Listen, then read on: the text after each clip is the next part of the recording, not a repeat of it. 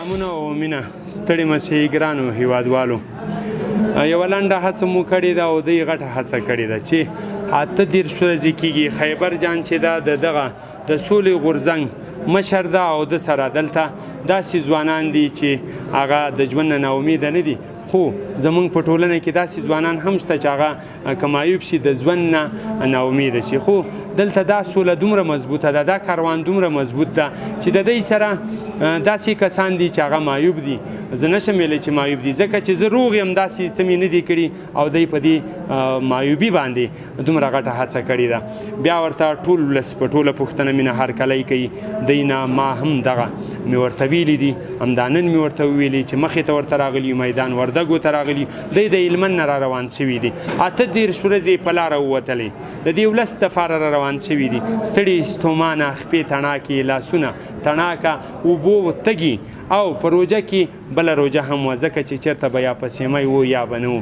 یا به د دوی په زړه باندې څه جوړ و یا ناجوړ و په کور کې خو مونږه خوراکونه کول چې ځکه زمونږ په طبع به روژه ماتی او شربت یې تیارېدلی خو د دو د حل نه مونږ نه و خبر خو دومره خبر و چې زمونږ دپاره راوتلی دي بیا ورته په ټوله پوښتنه مینه هرکلی کومه اقبال خیبر صاحب را سره ده چې دغه د سولې غورځنګ مشر ده یو څو پوښتنې ترې کوو تاسو یې خبرو ډیری خلک چې زمونږ په ولس کې د سولې غږ وشي هغه د سولې ده د خدای د رسول خاطر وکوي په هغه کې دومره خبره مه جوړوئ چې د سولې غږ څه هغه به د سولې چې د امن غږ څه هغه به د امن وي چې د اوربن غږ څه د اوربن به وي او موږ به په جیبونو کې ټاپې نه ګرځوو په یو بل بې نه لګوو چې د سولې پیغام راځي د سولې به منو چې د امن راځي د امن به راځي منو خیبر جانه په ټوله پوښتنه مې نه درته هرکلی کوو خصوصا مسافر دی ګوري څه پیغام لري زه چې ګورم مسافر ټول د تاسو سره دي وطنوال ټول د تاسو سره دي کیدای شي دوی د یوې ډوډۍ رزق په تلاش کې او تاسو ته نه راغلي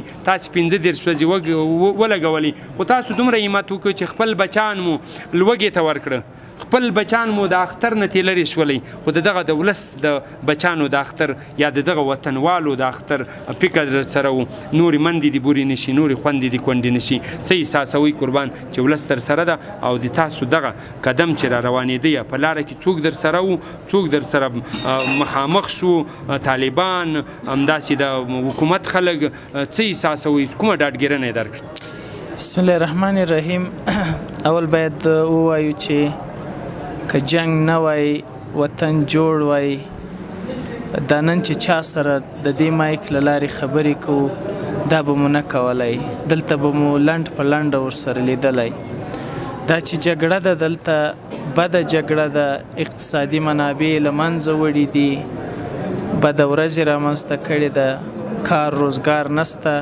نو ځکه له هماغو ورونو سره چې نن بهر دي مسافر دي بد ژوند تیری بد تجربې تیری له هغوی سره خبرې کوو په لاره مو ډېر جالبه ژوند و جالبه تجربه وه چې ومو کړله مخکې فکر کاوه چې رسنیو په واسطه کوم تصویر راکول سوی دی هغه به حد اقل یو څه سم وي خو له ښه مرغه باید ووایو چې دوی هغه تصویر چې راکړی و هغه ډېر بد و او هغه تصویر چې په کلو کې پروت و هغه ډېر خوږ و له رسنیو مو داسې تصویر اخیستی و چې زموږ وطنوال سوله نه غواړي زموږ طالب وطنوال سوله نه غواړي زموږ عسکر وطنوال سوله نه غواړي خو دا ټولې هوایي خبرې وې او دا ټولې جعلي خبرې وې موږ په سیمو کې راتیر سولو زموږ عام وطنوالو خو سوله داسې غوښته لکه هوا لکه اکسیجن او زموږ طالب ورور هم په دغه ترتیب سوله غوښته راواته سرک ته د هرکلي لپاره د شپې مسجد ته راته پوښتنه یې کوله او خپل دردونه یې را سره شریکول عسکر به وسله کېښودله له پوستې به راوواته دومره به احساساتي سو کله کله وسله به ورسره وه لمځکې به یې وویشتله وبه یې ژړل تر هغو به یې ژړل چې نور عسکر به راغه پورته به یې کړ نو عمومي تصویر مو دا سو ښه تجربه دا سوه چې زموږ ټول ولس سوله غواړي او دوی ته دا جګړه د توق په ډول په غاړه کې وراچول سوې ده له بده مرغه د دې جګړې یوازې د لرګیو حیثیت یې غوره کړی دی او د لرګیو په شکل د افغانان مري. نو اوس پریکړه وکړله، خپله افغانانو پریکړه وکړه چې نور جنگ نه غواړو، او دا چې مازې پریکړه وکړله نتیجه یې هم ترلاسه کړله. دا یوازې 10 ورځې 15 ورځې مبارزه وه، دا د حد اقل 3 ورځې اوربند ترلاسه کړ. دا که په لویه کچه مبارزه شروع شي، باور لرو چې په لویه کچه به روغه جوړه او ثبات افغانستان ته راځي. الله دې وکړي. ته دا راته ووایه چې 3 ورځې اوربند ده، 4مه ورځ به څه وایو؟ ډېر واضح دا اوس په مسجد کې ناست یو، دلته عسکر هم راغی لمونځ یې کاوه، طالب هم راغی لمونځ یې کاوه او دوی خپلې خاطرې سره شریکې کړې. زه باور لرم چې بیا به په ډېر سختۍ یو په بل ټک کوي، سره له دې چې اوربند به خلاص شي، خو یو په بل به ډس په ډېر سختۍ کوي. او ښه خبره دا ده چې نن په ولسوالۍ کې دواړو په ګډه، هم طالب هم عسکر په ګډه چغې وهلې چې اوربند دې وکت سي. دواړو خپلو مشرانو ته ویل چې اوربند دې وکت سي. له 18 کاله نه وروسته دا د یو ځل دوی د جنګ نه ورهاخوا د یوې بلې ورځې تجربه کوي چې هغه د امن ورځ ده، او دا د امن ورځ دومره خوږه ورځ وه چې نن یې خپله چغې ووهلې چې دا ورځ دې اوږده سي او دا ورځ دې تلپاته سي.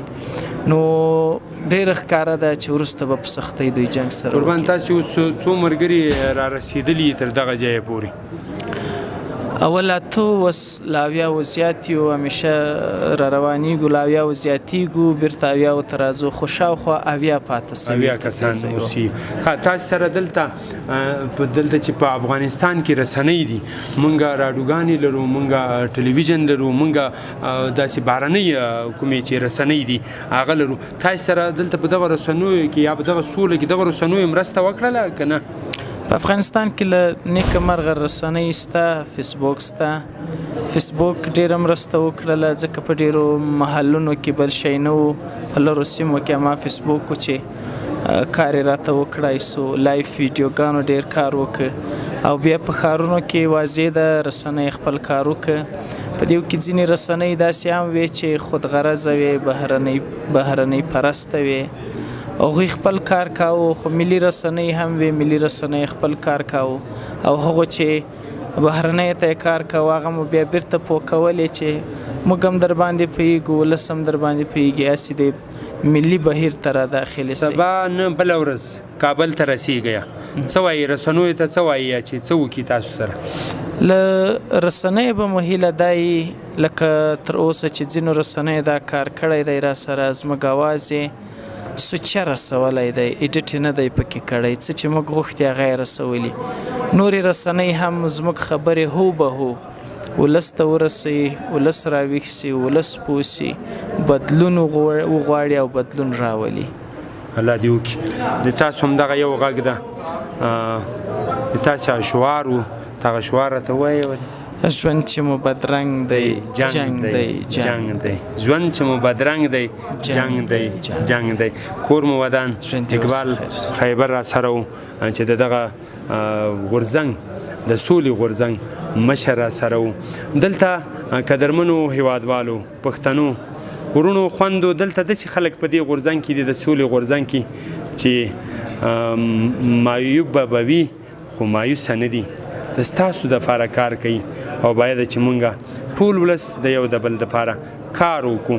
څنګ کې مې چې ناست ده د چپ لاس ته، سلامونه او مینه، ستړی مه شي قربان. ته څه نومېږي؟ مننه جوړ اوسې، زه رحمت زنداني یم. ښه رحمت زنداني، ته خو په سترګو باندې هم څه نه وینې، نو ته څنګه را روان سوی؟ ته خو وطن نه وینې، که په دې وطن کې جنګ یې او که خوشحالي او که اتڼ او که هر څه یي، نو ته خو څه نه وینې قربان. نو تا څنګه را روان سوی دلته د دوی سره؟ بالکل ډېره مننه دا چې یوازې ما ته د جګړې څه ضرر نه دی لیدلی، ډېرو افغانانو لیدلی دی.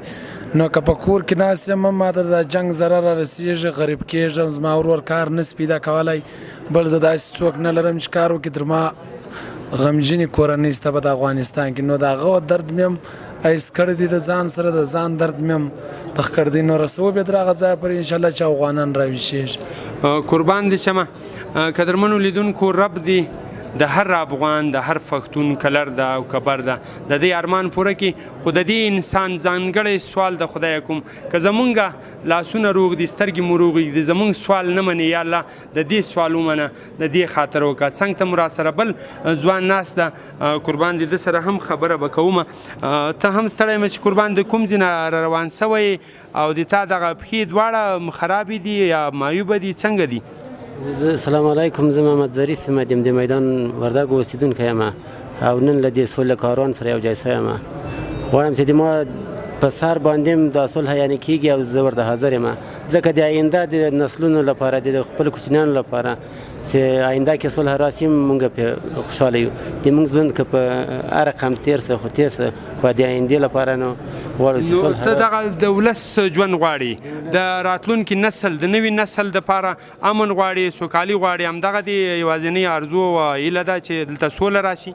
او خدای وکړه چې صلح راسي که د موږ هر رقم ژوند تېر څه په زخمیتوب او په معیوبتوب کې خو د آینده نسل لپاره غواړو چې صلح راسي او خدای دې واقعي صلح راولي او دغه ورباندې خدای پاک د 3 ورځو د عمر ورباندې وغځوي. قربان دې سم خوشحاله اوسې آباد اوسې. قدرمنو لیدونکو دغه زمونږ ورور چې و دغه بس د دغه ارمانونه پوره کړي او سوله یې ارمان ده د هر ځوان ارمان ده.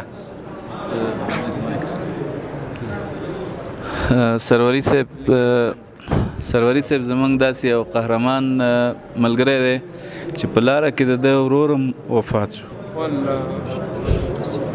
په شهادت ورسېده. ده سره په دې باره کې ته خبرې وکړه. قدرمنو لیدونکو مونږ به څه ووایو خو بس هر سړی دردېدلی او هر سړی دردېږي خو چې کله د سولې دپاره هم راوځي او سوله غواړي او بیا هم د سولې په میدان کې تا کور نه په تا پسې ټلیفون راشي چې ورور دې مړ ده او ورور دې په شهادت رسېدلی ده او بیا د هغې در څنګه ته بیرته ځي د خپل ورور جنازه کوي او بیا د هغې نه بیا راځي او بیا دې سولې ته راځي. داسې افغان به چېرته یا به داسې ځوان چېرته خو په موږ کې احساس نشته په موږ کې د موږ احساس مړ شوی ده. زه به دا وایم چې که د موږ سره احساس وای د دې وطن احساس وای د دې مندو احساس وای موږ به نن داسې نه وای چې په سوله کې هم مرو په اوربند کې هم مرو د وطن دپاره کار کوو بیا هم مرو او بس معلوم نه ده چې څوک مو وژني. ته قربان ستړی مه چې په خیر راغلی. مننه ژوندی اوسې تشکر. له هر څه نه مخکې ټوله ولس ته د نیکمرغه کوچني اختر د لومړۍ ورځې او د دومې ورځې مبارکي وړاندې کوم په دې هیله چې یو خوشحاله اختر ولري او دغه وربند چې د 3 ورځو لپاره اعلان شوی دی او دغه وربند تلپاتې وربند شي. رب دې تاسو ته او د تاسو کورنۍ ته د ټولې ته د زړه صبر ورکړي. ته دومره باجورته یو انسان چې تا ورور ترلاسه ورکړه او بیا هم دغه سولې ته راغلي څه ارمان دي چې کله کور ته لاړلي دغه خدای مکه دغه امید خو به دې نه کم شوی چې دلته مې ورور شهید څه زه نور مخته نه ځمه؟ نه یو څوک چې احساس لري ځینې بعضې خلک به لږ مایوست بیا ماته راکوي ول دا ستا پښه ته په پښه باندې معلول یې نو ته دغه حرکت مشکل نه دی یا دغه په پښه باندې چې ته تګ کوې دا تا ته مشکل نه دی. ما ول که مې پښه چیرې معلوله ده او زړه خو مې معلول نه دی زړه خو مې روغ دی د دې وطن د هغه کونډو میندو او خویندو یتیمانو اوښکې او ژړا درد فریاد د وینو تویول هر څه ځای پکښې لري نو چې هغه درد احساس ویني تویول ناحقه ځورېدل هغه مې د دې سره پرتله کړله دا بیخي لږ وکړ چې زه په دواړو پښو معلول وای هم به په دغه حرکت کې زه تللی نه به ناامیده کېدل. قربان دې شم د تا په دې غم کې موږ ټول ولس در سره شریک وو. هغه زمونږ ورور و ستا ورور زمونږ ورور که ته د ولس دپاره راوتلی او کار کولی شي د سولې پیغام راوړي موږ د تا په غم کې در سره یو. هر افغان باید چې د یو بل په غم باندې او غمجن شو په خوشحالۍ خوشحاله شو نور د دغه خدای پاک دغه بدې خاطرې زمونږ د څنګه وباسي زمونږ د وطن نه وباسي. نو تا سره موږ ټول ولس په دې غم کې شریک یو. الان کې چې مسافر خو ډیر دردېدلی دي ډیر وجړېدل ډیر په تاسو خوږېږي اوس هم هغو مسافرو ته څه وایي قربان؟ مسافرو ته مې دغه پیغام دی چې تاسو هېڅ فکر مه کوئ چې تاسو هر چیرې یاست خپل مور و پلار نه در سره خپل ورونه نه در سره، خو هلته ستاسو افغانان، ستاسو نور ورونه دي، سپین ږیري دي چې تاسو د پلونو په ځای باندې دي، هغه ستاسو خدمت کوي. هر سپین ږیری موږ ته د یو پلار په څېر قدر او عزت لري، موږ ته احترام لري او موږ باید هغه د پلار په ځای باندې قدر ورکړو او موږ باید مایوسه نه سو. قربان دې شم، تاسو چې روان شوي د هلمند نه دغه ولس ته وګوره، دغه خلک تاسو ته چای راوړي، دلته چې څومره وس کېږي ډوډۍ درته راوړي، نو دغه ولس دې تاسو سره ده، دا ټول ولس در سره ده. زه خو چې ګورم په نړۍ کې چې څومره مسافر دي هغه هم در سره دي، خو دغه ولس چې ګورم در سره ده، خو یو څه مجبوري به لري چې تاسو سره به په دې غورځنګ کې نه وي. دغه د سولې کوم کاروان چې روان شوی ده په دې کې به در سره یي او دغه نن در سره یي، موږ غږ اورو نړۍ ته یې رسوو. خو ته دغه مطمئن یې چې دغه ولس د تاسو سره ده او د تاسو خدمت یې وکړو؟ بالکل، زه د ولس نه ډېر منندوی یم. د هلمند چې موږ حرکت کړی دی تر دې ځایه پورې موږ راتلو که چیرې هغه ونه پاره وای یا زموږ احترام نه وای سوی، موږ به حرکت خو مو نه پرېښوی، خو ډېر زیات مایوسه وای. دا چې اوس نن په خیرونو جامو کې موږ ټوله ناست یو، خو بیا هم د هغه نور اخترو په پرتله ډېر زیات خوشحاله یو. د ولس نه په بار مننه کوو. کور دې ودان، خدای پاک مو باقي له غمه وساته، له درده وساته. دلته چې څومره ملګري دي د دوی خدمت کوي، قدرمنو لیدونکو د هغو زه مننه کوم، خو یوه مهرباني وکړئ د خدای خاطر، د رسول خاطر، چې کله د سولې غږ اوچتېده بدرګه یې کوي، د امن غږ اوچتېده، د اوربند غږ اوچتېده، دې ته یې مه ګورئ چې په دې کې به چلونه وي، ولونه به وي، هېڅ به هم پکې نه وي. که وو خو هسې به وي. مونږ خو هغه صادقه خلک یو چې مونږ سوله غواړو. د سولې غږ چې څوک کوي مونږ ټول ولس ورسره یو، د اوربند غږ چې څوک کوي مونږ ټول ولس ورسره یو. د دواړو غاړو نه همدغه مو یوه غوښتنه ده، که مرور دي او که په خوله دي، مونږ په هغې کې کار نه لرو. مرور دي په خوله کې، که حکومت نه ګیله لري، ګیله دي په ځای کې، که د طالبانو د طرف نه لري، چې هر څوک مونږ ته دې سوله راوړي، امن دې راوړي، سوله یې غواړو. قدرمنو مسافرو، د تاسو نړۍ مننه کوو چې هر وخت مو یاد کړي یو، بدرګه کړي م دي، دا د وطن خلک، په وطن مو زړه بدېږي.